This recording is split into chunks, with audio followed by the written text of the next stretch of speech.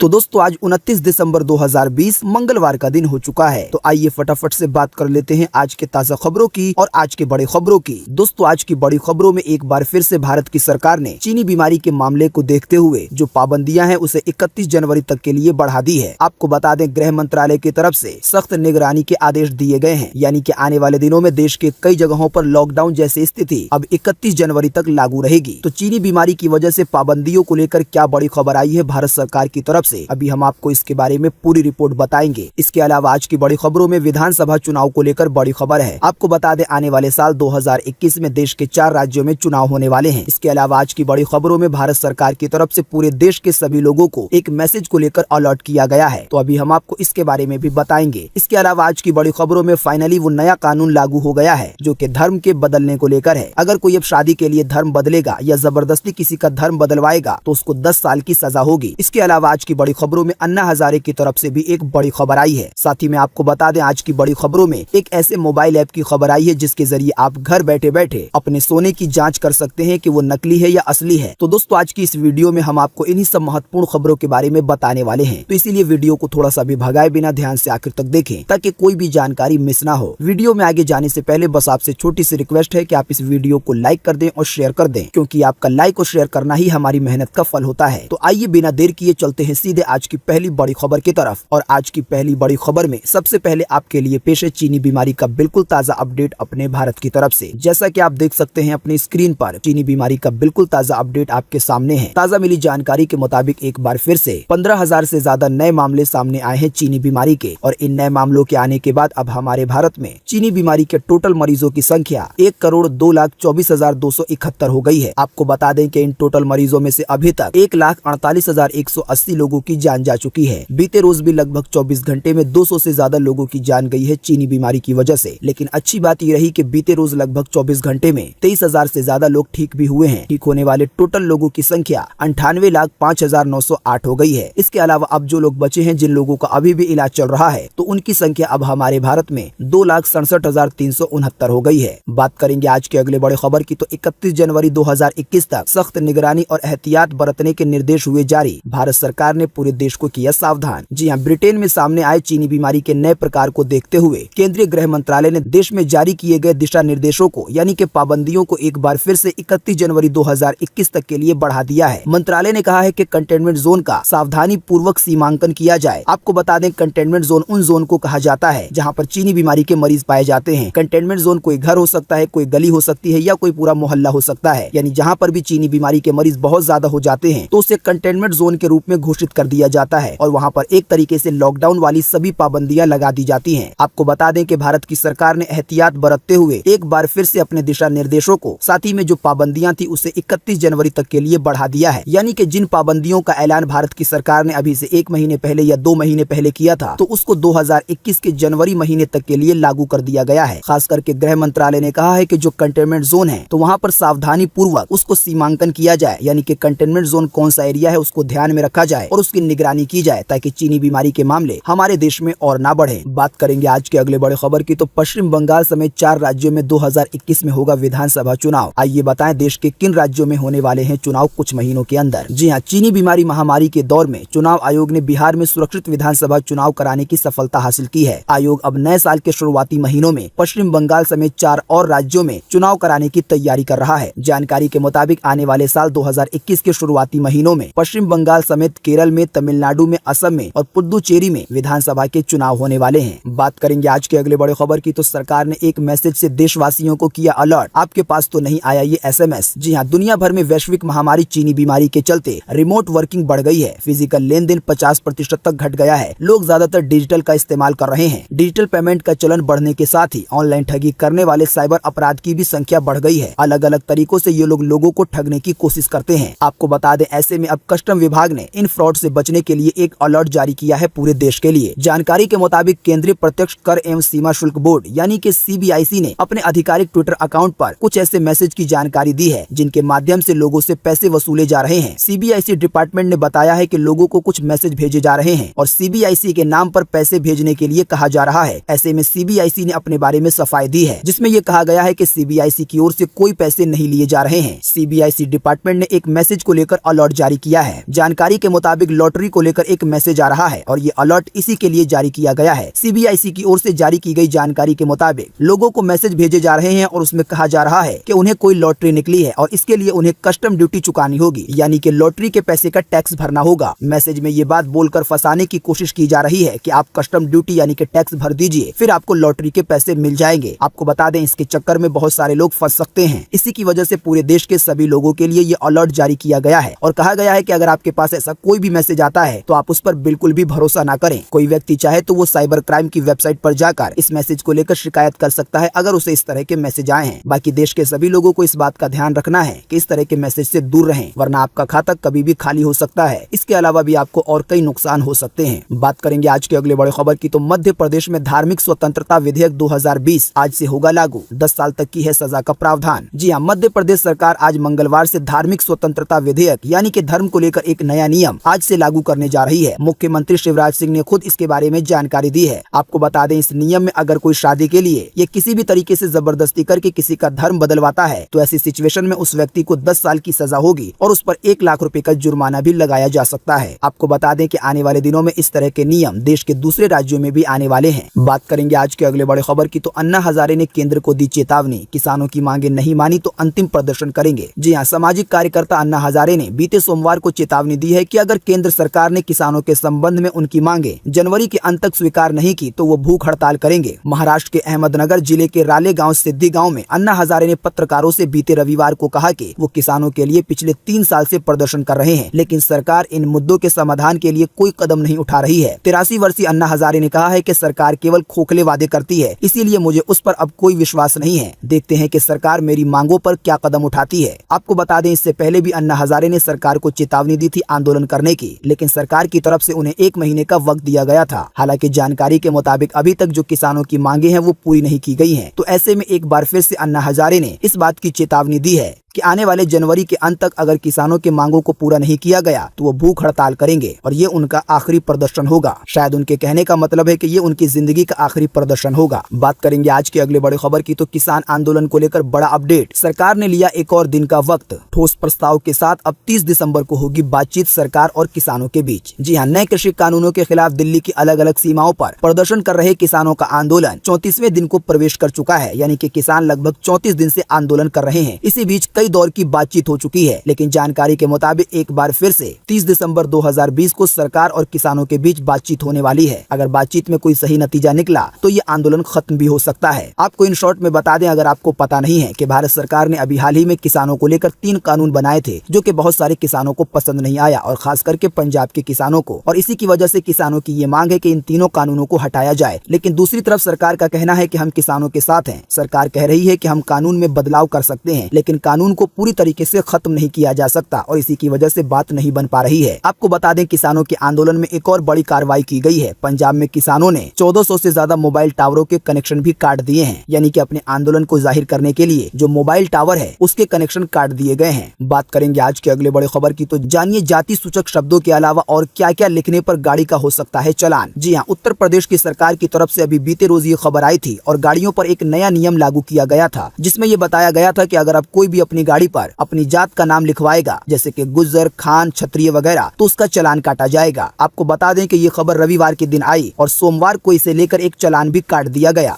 एक गाड़ी पर सक्सेना जी लिखा हुआ था और इसी की वजह से उसका चालान काटा गया। आपको बता दें, इसी को लेकर ताजा अपडेट है कि जाति के नाम के अलावा कुछ और ऐसे शब्द हैं, अगर आप उसको भी लिखवाएंगे तब भी आपकी गाड़ी का चालान कट सकता है। दोस्तों, नंबर प्लेट पर लिखे गए शब्दों को लेकर ये नई जानकारी न्यूज 18 की तरफ से आई है। जैसा कि आप देख सकते हैं अपनी स्क्रीन पर कि जाति की बात तो छोड़ दें, नंबर प्लेटों पर और भी बहुत कुछ लिखा होता है। यूपी के लखनऊ की सड़कों पर आपको सुबह शाम एक कतार में सैकड़ों गाड़ियां देखने को मिल जाएंगी, जिनके नंबर प्लेटों पर उत्तर प्रदेश सरकार, यूपी पुलिस, न्यायाधीश, वकील, पत्रकार, डिफेंस, विधायक और सांसद, इसके अलावा पूर्व विधायक वगैरह लिखा होता है। न्यूज 18 के मुताबिक केंद्र सरकार के मोटर रूल्स का ये खुला उल्लंघन है। एक्ट में इसके उल्लंघन का दंड भी निर्धारित है, लेकिन इस ओर अभी पुलिस और परिवहन विभाग का शायद ध्यान नहीं गया है। यानी कि न्यूज 18 की तरफ से ये बताने की कोशिश की जा रही है कि जिस तरीके से यूपी की सरकार गाड़ी के नंबर प्लेट प्लेट पर या गाड़ी पर जाति का नाम लिखने पर लोगों के चालान काट रही है, तो सेम उसी तरीके से अगर कोई अपने नंबर प्लेट पर ये सारी चीजें लिखता है, जैसे वकील, पत्रकार, विधायक वगैरह, तो इन सभी चीजों पर भी दंड का प्रावधान है, यानी कि इन लोगों का भी चालान काटा जा सकता है। हालांकि फिलहाल अभी पुलिस विभाग का या परिवहन विभाग का इस तरफ कोई ध्यान नहीं है। बात करेंगे आज के अगले बड़े खबर की, तो मोबाइल ऐप बताएगा कितना खरा है आपका सोना, नकली ज्वेलरी को ऐसे करेगा पहचान। जी हाँ, बाजार में बिक रहा सोना कितना शुद्ध है और इसकी जांच करना अब आसान है। इसके लिए आपको किसी ज्वेलर के पास जाने की जरूरत नहीं है, बल्कि सिर्फ एक मोबाइल ऐप के जरिए आपका ये काम हो सकता है। आपको बता दें कि सरकार पूरे देश में अनिवार्य गोल्ड हॉलमार्किंग लागू करने जा रही है। आपको बता दें हॉलमार्किंग का नियम 15 जनवरी 2021 से अनिवार्य होने वाला था, लेकिन किसी कारणवश इसकी डेट बढ़ा दी गई है। अब जो हॉलमार्किंग के अनिवार्य का नियम है वो 1 जुलाई 2021 से पूरी तरीके से लागू कर दिया जाएगा, यानी कि 1 जुलाई 2021 के बाद जो भी गोल्ड, जो भी सोना बेचा जाएगा तो वो हॉलमार्किंग के साथ ही बेचा जा सकेगा। जानकारी के मुताबिक मिनिस्ट्री ऑफ कंज्यूमर अफेयर और फूड एंड पब्लिक डिस्ट्रीब्यूशन के mobile app BIS care app से ग्राहक सोने की शुद्धता की यानी कि प्योरिटी की जांच कर सकते हैं। इस ऐप के जरिए सिर्फ सोने की शुद्धता की जांच नहीं, बल्कि इससे जुड़ी कोई शिकायत भी आप कर सकते हैं। BIS केयर नाम का ये ऐप आपको गूगल प्ले स्टोर पर बिल्कुल फ्री में मिल जाएगा। इसको डाउनलोड करने के बाद आप जिस भी सोने की जांच करना चाहते हैं कि वो असली है या नकली है, तो जो उसका हॉलमार्क नंबर होता है बस इस ऐप में उसे डाल देना है, यानी कि जो आपके गोल्ड का हॉलमार्क नंबर है, और फिर आपको पता चल जाएगा कि जो आपके पास सोना है वो असली है या नकली है। बात करेंगे आज के अगले बड़े खबर की, तो नीतीश कुमार का बड़ा बयान, कहा कि मुझे नहीं रहना CM, NDA यानी कि भाजपा जिसे चाहे बना सकती है CM। जी हाँ, बिहार के मुख्यमंत्री नीतीश कुमार ने एक बड़ा बयान दिया है। उन्होंने बीते 27 दिसंबर को जदयू की एक बैठक में दो टूक अंदाज में कहा कि मुझे अब CM यानी कि मुख्यमंत्री नहीं रहना है, NDA यानी कि भाजपा जिसे चाहे CM बना सकती है और बीजेपी CM का हो। नीतीश कुमार ने कहा कि मुझे इससे कोई फर्क नहीं पड़ता और मुझे किसी भी पद का मोह नहीं है। नीतीश कुमार का कहना है कि उनको पद की कोई चाहत नहीं है, बस काम का दबाव था, इसी की वजह से वो CM बन गए। यानी कि आने वाले दिनों में ऐसा हो सकता है कि बिहार का CM बदल जाए। बात करेंगे आज के अगले बड़े खबर की, तो अंबानी अडानी के बाद अब रामदेव की पतंजलि का भी होगा बहिष्कार। उद्योगपति पर किसानों के संगठनों का गुस्सा। जी हाँ, एक तरफ किसान नए कृषि कानूनों को वापस लेने की मांग पर अड़े हुए हैं, तो दूसरी तरफ उनका गुस्सा देश के उद्योगपति यानी कि जो देश के बड़े बड़े लोग हैं उन पर भी निकल रहा है। मुकेश अंबानी और गौतम अडानी के प्रोडक्ट का बहिष्कार करने के बाद अब किसान संगठनों की नजर बाबा रामदेव के पतंजलि पर टेढ़ी हो गई है। किसान नेता गुरनाम सिंह ने कहा है कि पतंजलि के उत्पादों का भी बहिष्कार किया जाना चाहिए। हालांकि साथ में ये भी बात बताई गई है कि किसी से कोई जबरदस्ती नहीं की जाएगी कि वो किसी सामान का बहिष्कार करे, लेकिन उन लोगों को कहा जरूर जाएगा कि पतंजलि का या अडानी का या जो अंबानी के प्रोडक्ट्स वगैरह हैं तो उसका बहिष्कार किया जाए। दोस्तों, आप इस बहिष्कार को भी आंदोलन का एक पड़ाव मान सकते हैं। किसान काफी दिनों से आंदोलन कर रहे हैं और शायद इसी की वजह से उनका गुस्सा अब बढ़ता जा रहा है। बात करेंगे आज के अगले बड़े खबर की, तो अब डेबिट कार्ड यानी कि ATM कार्ड से कीजिए एयरपोर्ट मेट्रो की सवारी, न टोकन की जरूरत न कार्ड की जरूरत। देखें दिल्ली में कैसे दौड़ी पहली ड्राइवरलेस यानी कि बिना ड्राइवर की मेट्रो ट्रेन। जी हाँ, दिल्ली मेट्रो के पैसेंजर के लिए खुशखबरी है। अगर आपके पास रुपए डेबिट कार्ड है तो जानकारी के मुताबिक अब आप एयरपोर्ट मेट्रो एक्सप्रेसवे लाइन पर बिना किसी अलग कार्ड के या टोकन के ट्रेवल कर सकते हैं। आपके पास अगर रुपए का ATM कार्ड यानी कि डेबिट कार्ड है तो आप आसानी से बिना टोकन लिए, बिना मेट्रो कार्ड लिए जो मेट्रो की एक्सप्रेसवे लाइन है उस पर आप सफर कर पाएंगे। ऐसा इसलिए संभव हो पाया है क्योंकि दिल्ली मेट्रो अब नेशनल कॉमन मोबिलिटी कार्ड से कनेक्ट हो चुकी है और इसी की वजह से आप रुपए कार्ड के जरिए इस सुविधा का लाभ उठा सकते हैं। दोस्तों, अगर आपको पता नहीं है तो हम आपको बता दें कि बीते रोज 28 दिसंबर 2020 को प्रधानमंत्री नरेंद्र मोदी ने बिना ड्राइवर वाली मेट्रो ट्रेन का उद्घाटन किया है। हमारे देश में पहली बार बीते रोज बिना ड्राइवर वाली कोई ट्रेन चली है। आपको बता दें इसी मौके पर इस मोबिलिटी कार्ड की भी शुरुआत की गई है PM मोदी की तरफ से, जिसके जरिए आप बिना टोकन के या बिना अलग से कार्ड लिए एक्सप्रेसवे लाइन पर सफर कर पाएंगे। जानकारी के मुताबिक आने वाले दिनों में दिल्ली में जो मेट्रो के और अलग अलग रूट हैं तो वहां पर भी ऐसी सुविधा आ सकती है। जब ये सुविधा दिल्ली के सभी मेट्रो लाइन पर आ जाएगी तो फिर लोगों को न तो टोकन लेने की जरूरत पड़ेगी और न ही कोई मेट्रो कार्ड लेने की जरूरत पड़ेगी। पैसे सीधे आपके बैंक अकाउंट से कटेंगे। बाकी आपको बता दें कि बीते रोज PM मोदी ने जो बिना ड्राइवर वाली ट्रेन का उद्घाटन किया है तो उसका एक वीडियो है कि वो ट्रेन देखने में कैसी है, किस तरह से चलती है। इन सभी बातों का खूबसूरत दृश्य है जिसे आप वीडियो के रूप में देख सकते हैं। इस वीडियो को आप कहां पर देख सकते हैं अभी हम आपको थोड़ी देर में बताएंगे। बात करेंगे आज के अगले बड़े खबर की, तो दिल्ली सहित इन राज्यों में 3 दिन तक पड़ेगी कड़ाके की ठंड। आइए बताएं मौसम विभाग ने क्या दी है चेतावनी। जी हाँ, उत्तर भारत के कई इलाकों में आने वाले 1-2 दिन शीतलहर के साथ कड़ाके की ठंड पड़ेगी। आपको बता दें उत्तर भारत में उत्तर प्रदेश, दिल्ली, राजस्थान और जो इसके आसपास के राज्य हैं वो आते हैं। जानकारी के मुताबिक हिमाचल और कश्मीर में 3 दिन बर्फबारी के साथ हल्की बारिश होगी, तो इसी की वजह से उत्तर भारत में आने वाले 3 दिनों तक कड़ाके की ठंड पड़ सकती है। जानकारी के मुताबिक पहाड़ी इलाकों की बर्फीली हवाओं से दिल्ली, राजस्थान और पंजाब में शीतलहर चलेगी। आपको बता दें शीतलहर बहुत ज्यादा ठंडी हवा होती है। शीतलहर चलते वक्त अगर आप सावधानियां नहीं बरतेंगे तो आपकी तबीयत भी खराब हो सकती है। बात करेंगे आज के अगले बड़े खबर की, तो अगर आपकी गाड़ी का नंबर DL, UP और HP नहीं है तो ये खबर खबर आपके लिए है जरूरी। जी हाँ, जैसा कि आप जानते होंगे कि देश की राजधानी दिल्ली में गाड़ियों को लेकर नया कानून लागू हुआ है और वो है हाई सिक्योरिटी रजिस्ट्रेशन प्लेट को लेकर, यानी कि जो गाड़ी की नंबर प्लेट होती है तो वो अब सभी गाड़ियों में आरटीओ द्वारा जारी की गई नंबर प्लेट होनी चाहिए और इसे ही हाई सिक्योरिटी नंबर प्लेट कहा जाता है। आपको बता दें, इस नियम को देश की राजधानी दिल्ली में लागू कर दिया गया है। अगर किसी पुरानी या नई गाड़ी में यह हाई सिक्योरिटी रजिस्ट्रेशन प्लेट नहीं होगी और कोई नॉर्मल वाली नंबर प्लेट लगी होगी तो उसका 5500 रुपए का चालान काटा जा सकता है। इसी तरीके से दिल्ली में एक और नियम लागू हुआ है, वो है कलर कोडेड स्टिकर का। आपको बता दें, अब दिल्ली में जो भी गाड़ियां चलेंगी तो उन पर एक स्टिकर चिपका हुआ होना चाहिए। आपको बता दें, ये स्टिकर अलग अलग कलर के होते हैं। ये स्टिकर ये दर्शाते हैं कि आपकी गाड़ी किस फ्यूल पर चलती है, यानी कि पेट्रोल पर चलती है, सीएनजी पर या डीजल पर। तो फिलहाल इस नियम को लेकर ताजा अपडेट ये है कि अगर आपकी गाड़ी हरियाणा, उत्तर प्रदेश और दिल्ली की नहीं है तो आप पर कलर कोड का नियम लागू नहीं होगा। लेकिन आपकी गाड़ी का नंबर हरियाणा का है या उत्तर प्रदेश का है या दिल्ली का है तो आपको भी कलर कोडेड स्टिकर की जरूरत होगी। इसके अलावा अगर आप किसी दूसरे राज्य से दिल्ली में आएंगे तब भी आपका चालान काटा जा सकता है अगर आपकी गाड़ी में हाई सिक्योरिटी रजिस्ट्रेशन प्लेट नहीं हुई तो। बात करेंगे आज के अगले बड़े खबर की, तो AR रहमान की मां